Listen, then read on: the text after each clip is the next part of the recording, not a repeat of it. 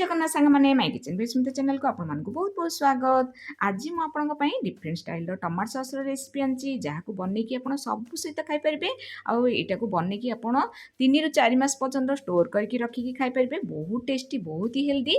आउ चलते ताल यार रेसिपी जाना रेसिपी को स्किप नक लास्ट पर्यंत देखो जहाँफल आप रेसिपी बहुत भल भाव बुझीपारे। जदि भिडियो भल लगे निश्चित रूप कमेंट करेंगे। तो चलते आम different style tomato sauce recipe जाना से टमाटो मुझे 4 किलो मुझे छोट बड़ दुई प्रकार टमाटो नहीं भल भाव गोटा धोईकी मु कटन कपड़ा भल भाव पोछि देछि। आप ध्यान देवे जमीक कि पानी बिल्कुल भी लगभग। तो एमती पनिकी मुझे कौन कर दुई फड़ा करदे ऊपर पार्टा को टी स्लाइस करके मझी दुई फड़ा करके एमती 4 माने छोट छोट करके आउ पूरा छोट छोट पीस करदे। तो एमती आप कौन करेंगे ना आउ गोटे आपको करके देखा मझीर पार्टा को टी काटिदेवा मझी दुई फड़ा करके 4 सोरा करके छोट छोट करके पकेबा। तो आप चाहिए एमती मझीर 2 पीस करके 4 पीस करें। तो एमती देखो एमती छोट छोट कर काटिदे सब गुड़ाक मुझे टमाटो काटिकी गोटे बड़ जगार रखिदे। आम गैस ऑन करके कड़े बसैबा। कड़े आमर गरम होगा पूर्व आम टमाटो को एथे देदेबा। तो टमाटो जेहेतु अधिका अच्छी से मोर कड़े भर्ती होती। तो ये आम गैस फ्लेम को पूरा हाई फ्लेम करके बसैबा। तो यहाँ आम बिल्कुल भी घांटानी। तो बसई सारापर लिड जस्ट बंद करके 15 ରୁ 20 मिनट आप पूरा बसैबे। 15 ରୁ 20 मिनट है आप लिड बाहर करके टी भल भाव उल्टेबे। देखो आम पानी गुड़ाक अलग हो आम स्पाइसी दबा रसुण मु दुई पूरा माने बड़ बड़ 2 मुंडा देछि।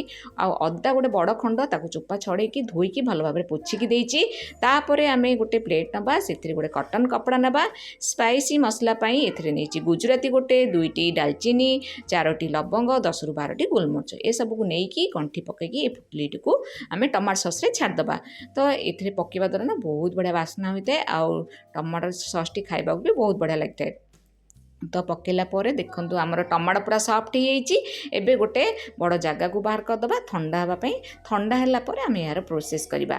तो देखते ये आम टमाटो सॉस बहुत बढ़िया ठंडा हो से भितर आम जो मसला पकईले पुटलीटा से बाहर करदबा। एथिर आउ किछि दरकार नहीं। तो यहाँ आमर सबू माने तार स्मेल आउ स्पाइसी सबू ए टमाटो सॉस रे रही जाइए। एटा को बाहर करदबा।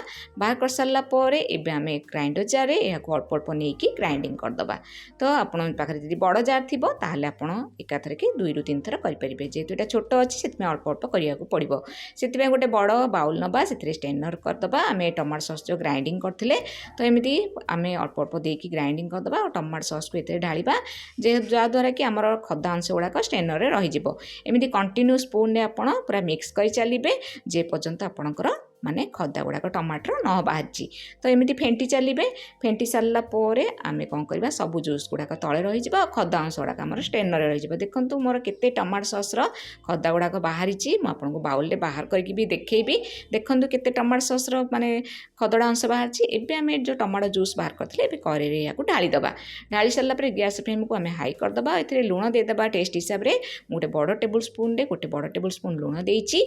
आउ ये राग लंका गुंड मु गोटे बड़ टेबुल स्पून देकी यहाँ भल भाव में आम मिक्स करदबा पीतिपातिया साहाଯ୍य गैस फ्लेम को सेमती ही हाई रखिदिबा। तो एमती कंटिन्यू आम कौन करवा ना चलेबा। चल सारापर आप मझे मझे रखुवे पुणी एमती चलाउे ना तले लगिजार संभावना अच्छी। तापर आम कौन करवा देखिए यहाँ टी आमर पूरा बबल्स उठी आपको आम भल भाव में आउे मिक्स करदबा। तापर ये मुझे चीनी नहीं गोटे बड़ बाउल आपड़ जदि चीनी गोटा चीनी जदि पकेबा चाहूना एमती चीनी पाउडर मोर भाया पकईदेवे। तो बहुत शीघ्र आमर माने टमाटर मिसीज। जदि गोटा चीनी पकेबे ताहले भी पकई पारे। मुझे माने मीठा हिसाब से मुझे गोटे बाउल नहीं आप अधिका मीठा करने चाहते ताहले अधिका नेबे। एबे आमे जेहेतु यहाँ टमाटो एबे गैस फ्लेम को लो रू मीडियम करके घोड़े रखा 15 ରୁ 20 मिनट पर्यंत। जेहेतु यहाँ फुटबार संभावना फुटिले हाथ गोड़े पड़ार संभावना अच्छी से आपड़ टे केयरफुली भाव में यहाँ घोड़े करेंगे। तो एमती देखो अधा ही गला पूरा भल भाव में आम टमाटो सॉस प्रस्तुत हो गला। एबे आमे टेस्ट करवा टमाटो सॉस आम परफेक्ट होना नहीं। तो गोटे प्लेट नबा नहीं कि टमाटो सॉस को टी गोटे प्लेट नहीं कि अणेकी रखा। जदि टमाटो सॉस आप पानी सहित बोहुनी ताहले आप टमाटो सॉस परफेक्ट होती। आम ठंडा हाँपाई छाड़दबा। ठंडा है ये आम भिनेगार दबा। जेहेतु यहाँ मुझे 4 किलो नहीं से 1/4 कप आम नहीं भिनेगार।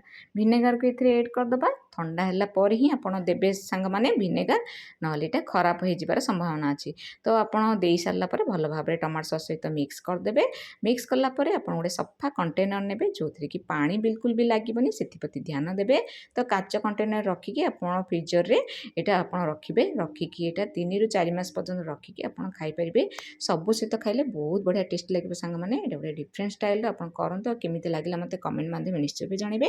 ଯଦି ଭିଡ଼ିଓଟି ଭଲ ଲାଗୁଛି ଲାଇକ୍ ସେୟାର ସବସ୍କ୍ରାଇବ୍ କରିଦେବେ। ଜୟ ଜଗନ୍ନାଥ, ଧନ୍ୟବାଦ।